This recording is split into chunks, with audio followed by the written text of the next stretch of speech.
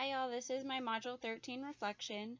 So question number 1, after viewing the copyright and fair use websites, which areas surprised you the most as breaking copyright laws or not meeting the fair use criteria?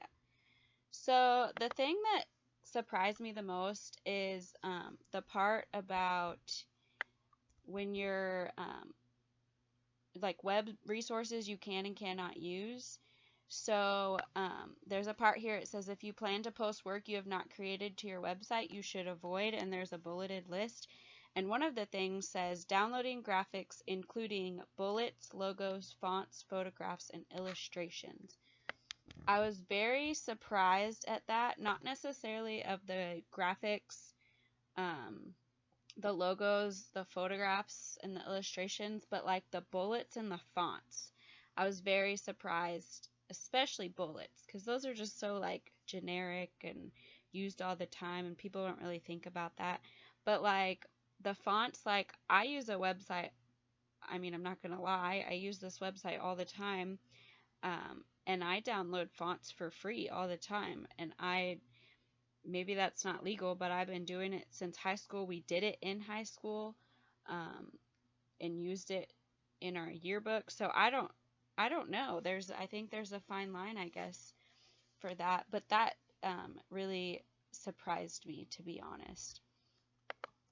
So number 2, what examples have you experienced where educators have broken copyright laws or fair use policies?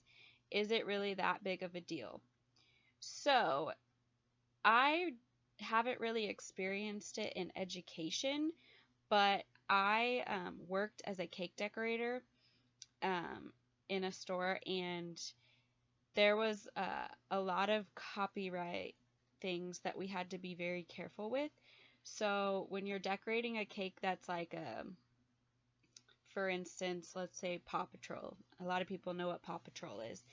So in our cake decorating book that we had, it would give us the design of what we were allowed to do. We were not allowed to do anything different than what that was because it was copyrighted.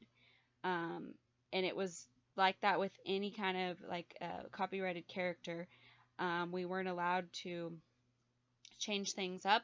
The way that we kind of got around it, and again, I don't know if it was legal or exactly, but we could decorate a cake the way the customer wanted it, and then we could sell them the kit, which is like the figures that go on the cake, separately, and then they could place them on the cake themselves.